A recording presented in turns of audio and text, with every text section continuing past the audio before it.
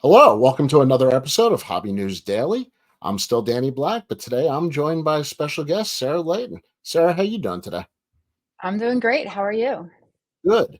Now, people know you from Layton Sports Cards, but we want to dig in a little bit deeper, a little bit past the website, and kind of find out, what it helped you guys grow over the years.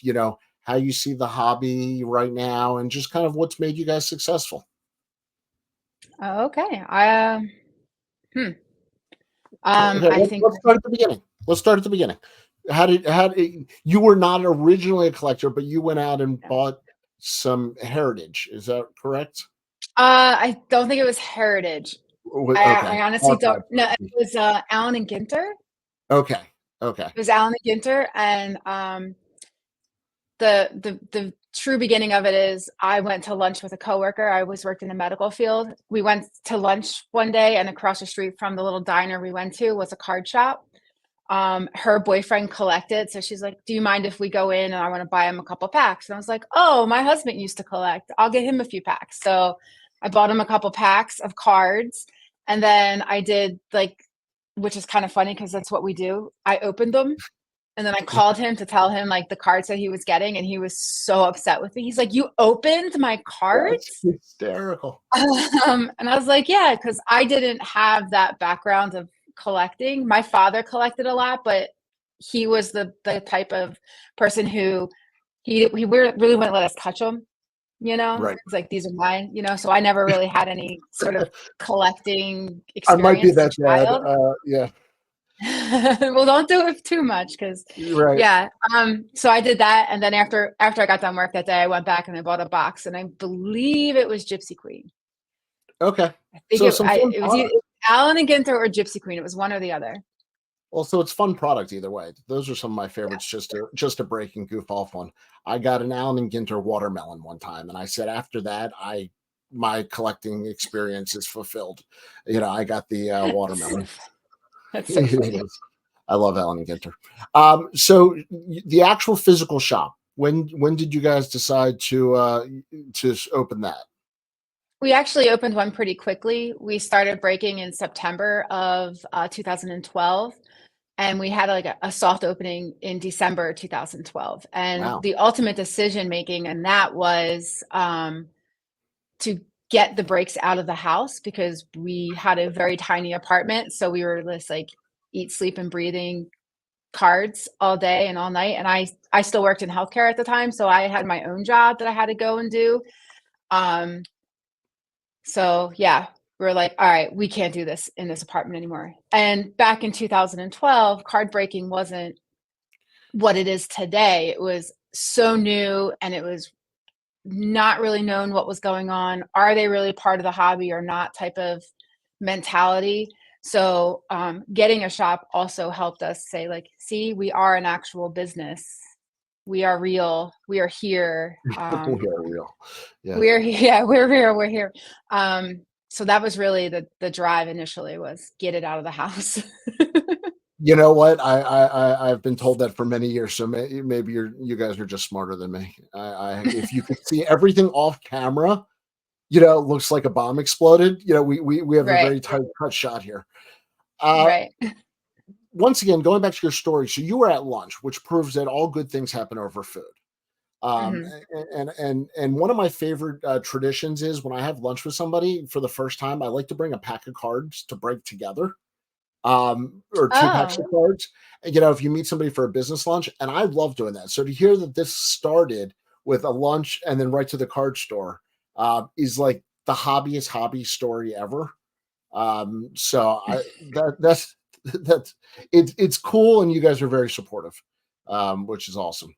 So thank take us from the first store in 2012, and how did the mhm. breaking kind of evolve with technology and the internet? Oh gosh.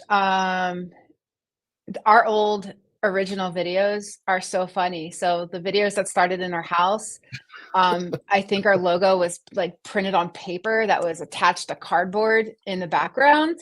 Sure. Like it was so bad. Where now we have, you can't see it because this is the background, but like when they're streaming, we have like actual signage and mats and with our logos on it. Um, but our original shop when we opened it, the front half of the store was the store, and then there was like a little half wall, and then the back half of the store completely open, was not soundproof. We didn't have employees. It was just Rich working there. He would do the breaks. So it was like he would be in the middle of a break and he would have to like be like, hold on, everyone, and then like get up and help Oh my customers goodness, that's as they came hilarious. into the shop. Yeah. Yeah. So we've really have evolved a lot. Oh gosh, was it Blog TV? I think was what we started streaming on because it was before YouTube Live even Yeah. existed. And then turned into, I forget, there was a few other ones that we would stream on that they don't even exist anymore, what we would stream on. So And yeah, now it's really, and really now it's a whole evolved. different world. It's a whole different world. I mean, we have professional lighting and cameras, there's soundproof walls, intro videos. I mean, it's insane. I'm working on the intro video. Um, I It took us a while to get to it, I so it's know okay. it's on the list. You know how it is when you run a business. It's on the list somewhere. Uh-huh. Yeah. Yeah. Yep. That's why I love Fiverr. I'll hire somebody off of Fiverr. We'll do it. Yep. Uh, so talk to me about when you first opened, what percentage of the business was breaks? And has that changed over time? Have you guys evolved with the hobby as far as breaks are now more acceptable? Or, have you always stayed mostly breaks and made that your thing? So even with our first shop, um, our breaks were the most popular part of what we They did. were. Okay. And that is still to this day, that still stands true. I will say that our hobby shop that we have, our sports hobby shop, it's a small space that we have. We have a huge warehouse that we work out of here that we were fortunate enough to be able to purchase and build the way we needed it. We have 3 breaking studios and very large sorting and shipping space, and we also have a smaller storefront for people who they want their cards. We get a lot of people who do come in that from out of town who want to visit, but we have actually just been talking about how much busier the shop is getting. The in-person is getting even more busy Interesting. now.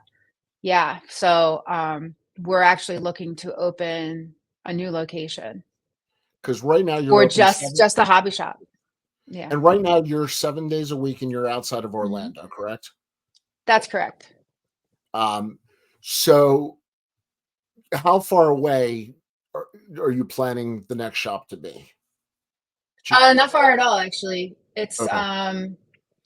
we have a spot. It's going to require a little bit of maneuvering because we also have a standalone gaming store, which is absolutely it's. I love working in the gaming store over actually working on the sports side, even though all my knowledge that I have, which is pretty limited anymore, but all my knowledge is over here at sports. But gaming is so fun to be over. To see that. But we just opened that shop a year ago and we need to expand already. So our plan is to move the gaming shop and then move the sports shop into where the gaming shop is. So everything's still pretty close to each other. We're still going to be outside of Orlando. We're going to be north of Orlando. We're not really going anywhere in that sense, but yeah. Right. Well, that's awesome. Gaming. Let's talk about that real quick. Trading Okay. card games, is that what you're referring to? Yes. Or Yep. okay.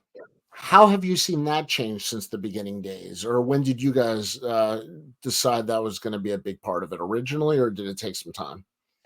So actually, originally, before we even got into the sports card thing, like the whole breaking thing, we were going to open up a gaming shop. Rich has always played Warhammer. It's called Warhammer 40K. It's like a tabletop game with the little miniatures. You build them and paint them, and then they have like a whole campaign. Um, and we're from South Jersey, very small town, so we started doing like R&D, trying to find where a good place would be and everything. And as we were doing that, someone actually sort of beat us to it and opened up a gaming shop. Oh, So, and it wasn't a town where you can have two, it was right. too small for something like that, so we pivoted into sports cards. Oh, that's fascinating. Yeah, yeah. So it's And always been there. The gaming has always been in the back of Rich's mind. Our shop has been open, it was a year in April, so it's very new physical location. But we were Layton Gaming streaming was since like 2021 we started breaking. That's awesome. My son is a diehard Pokemon fan, so Yeah. I got him into the hobby, but I'm sports, Mhm. he's gaming. So when we go Mhm. to shows, it's kind of like, do you have your cell phone? Divide and conquer. Yep. And so that's why I find it fascinating with the uptick in business. I personally think the hobby is heading into a strong place. So to hear you say that the physical stores are getting busy, I don't think that's a coincidence.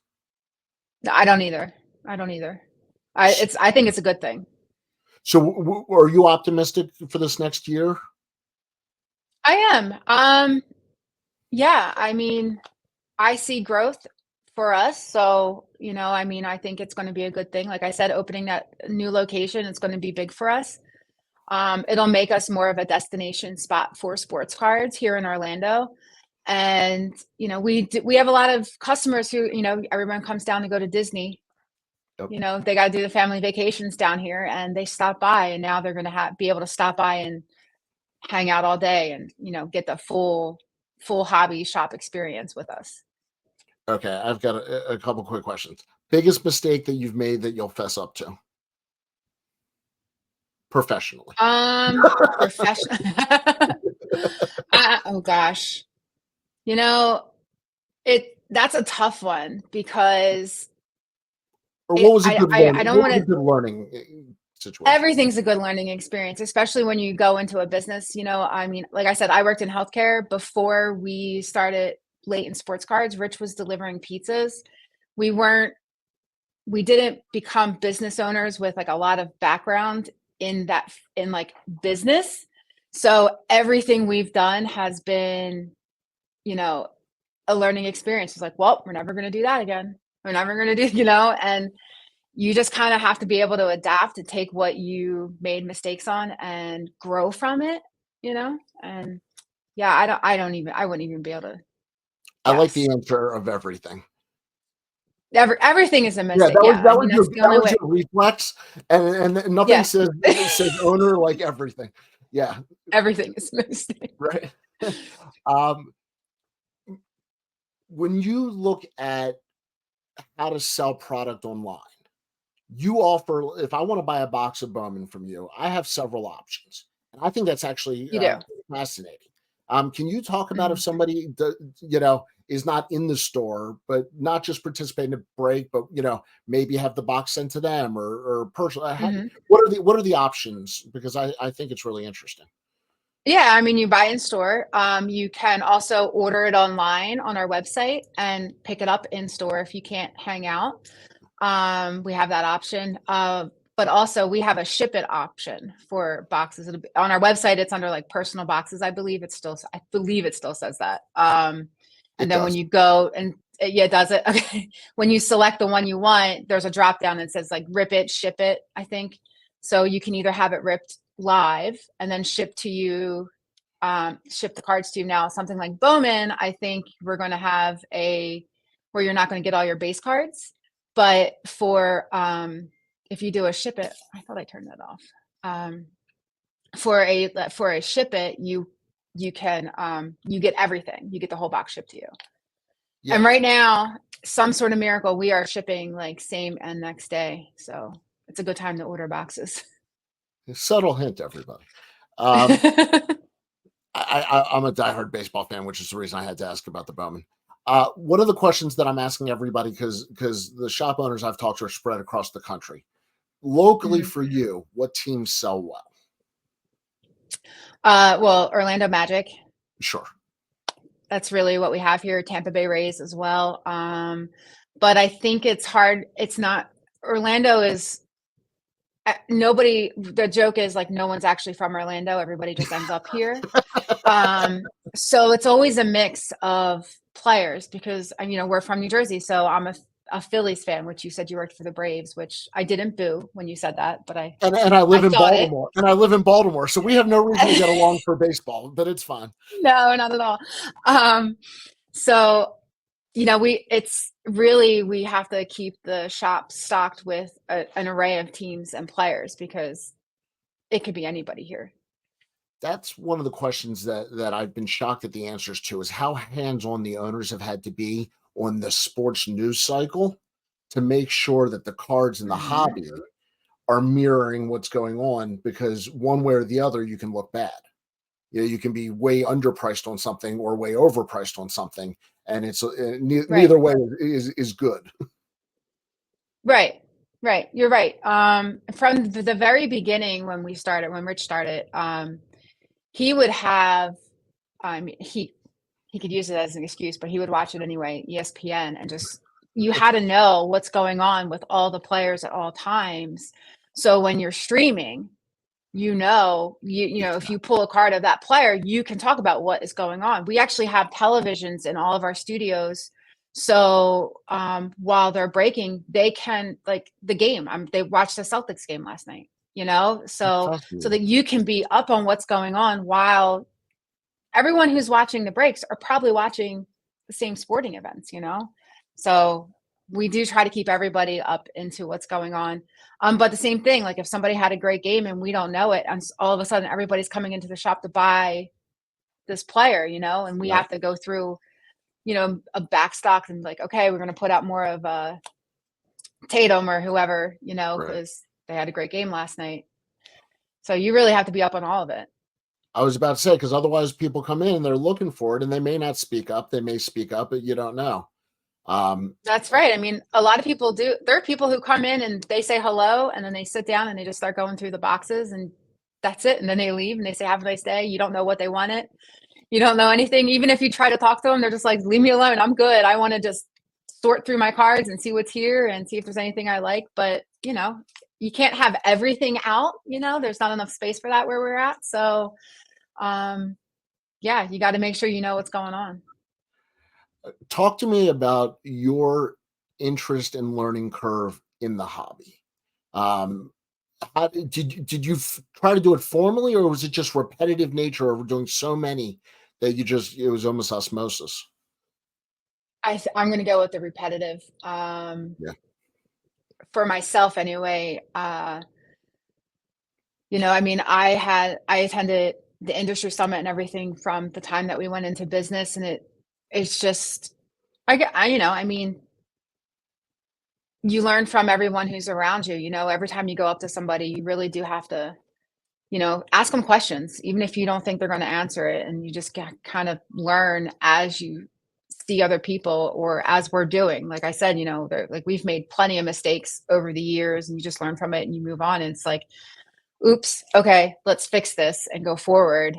So I guess maybe it was a combination of both. Like you learn from asking, there's no and attending the seminars and things that are offered at any type of conference that they have here, but then also just your peers, and we're all peers. I mean, we all have the same interest, no matter what, whether, you think we're like competitors or not. We all have the same interest at the end of the day, and that's to bring the hobby to your local area, and we can learn a lot from each other. Card shows. How long? When did you start doing them? And what do you actually, as a business, call a successful show? Is it community Uh, interaction? Is it yeah, okay? we're really big on the community here locally. Every card show that we set up, we always have kids packs to hand out. Um, for whether we set up for sports or gaming, because sometimes we set up one or the other depending on where the show is, or what month, or whoever could go. I mean, Lane is our card show guy, and if he has to travel, then we'll send gaming over to set up at our local card show that week, or that month. um yeah, I mean, we do a lot of singles at shows, and it is more so getting people to come into the shops than just to like sell at the show and hand out the packs for the kids. That's what I was wondering, because you're not a classic dealer where your profits are made show to show, by any means. Right, yeah, right. Um, Have you seen a difference in the way people have talked to you and treated breaking in the last 3 years, 5 years, 10 years? Yeah, I have, and it's interesting how it's become so mainstream from where we were in the beginning, where it was just a few of us, and we were like sort of like begging to be accepted, you know? And now it's such a main part of collecting and part of the hobby. Um, but what really shocks me sometimes is like we've been around for so long, and obviously 2020 there was a huge boom when it came to breaking. Um, and now we're like the old guys. And I don't know how I feel about Okay, that. so I'm the one doing the interview. I can't say to you, so you're the old guys. You're the But OG. that's How about how you we the feel, you know? well, I'll call you the OG. It's a little cooler. Okay. All right. But it's certainly become more accepted. And one of the Mhm. things that I hear from people, and this is why I asked you the question about repetitiveness and education, is the amount of people that watch breaks that learn about product. That by simply watching the breaks, maybe I love Bowman, but I'm not as familiar with this year. So I can watch a couple Bowman Right. breaks, and now I'm ready to go in. And Right. I mean, all the videos that get posted online between us and all the other breakers out there, it's you get to see the product before you buy it. It's like the best thing that you can do instead of jumping into a box. If you go in a hobby shop and there's all these boxes there and you don't know what that looks like sometimes. And you're like, oh, maybe I'll get that. And then you open it and you're like, I don't even like this card. I don't like the design on the cards. And you're stuck, you know? So it's nice to have such a big like a large amount of videos on our YouTube channel because we also have TVs in our shop. If someone comes in and asks questions about a product, we'll pull up one of our old videos so they can actually see what the cards look like before they buy them. that's a great It's idea. it's it's basically advertising for the manufacturers at this point, you know? Did you hear that, fanatics? Um, I'm not I'm I'm not kidding. I'm stepping on kidding. anyone's toes. No, we But love them. We love them. I wouldn't have anything to write about. So uh, tell everybody, obviously everybody, knows, where to find you online, but tell everybody one more time where to find you online, social, store, all that good stuff. okay, all of our social medias are Layton Sports Cards. LaytonSportsCards.com is how you would buy into our breaks that take place on YouTube and Twitch. We did just start streaming again on Instagram, doing Insta breaks. So Layton Sports Cards there. We're located in Apopka, Florida. So if you do come to the Florida area or to the Orlando area, you can always look us up and visit us. Like we're open 7 days a week. I think it's 10 to 6. Um, Come on in. Someone's always here to help you. And then our gaming is our socials for gaming are Layton Gaming Official, and Okay. it's laytongaming.com. And we're located in Altamont Springs, Florida. I think that is so cool. I'll admit, I did not know how strong you were in gaming. So as soon as my son gets home from the in-laws house, you may see us in a something later in a break. Don't worry. That's Um, fun. All of our gaming breaks take place on Fanatics. I should have said that. They're on Fanatics Live. So you can go there you check us out go. on there. We break quite often. But if you're ever in the Orlando area, you have to bring them down. Our shop it's insane how many people come in sometimes. I'm in awe of the community that we built over there. It's so cool. Well, don't make me an offer you won't live up to. We'll show up in the minivan with the sleeping bags and everything else. Sara Layton, thank you for joining me. I truly appreciate your time. I know you're busy, but we had to talk about your store and your business. It is absolutely one of the keys in the hobby and one of the leaders. And congratulations on all your success. Thank you. And I look forward to meeting you in New York. Absolutely, I will see you at Fanatics Fest. If anybody else is going to be there, just come say hi. All right. Yep, we'll be there.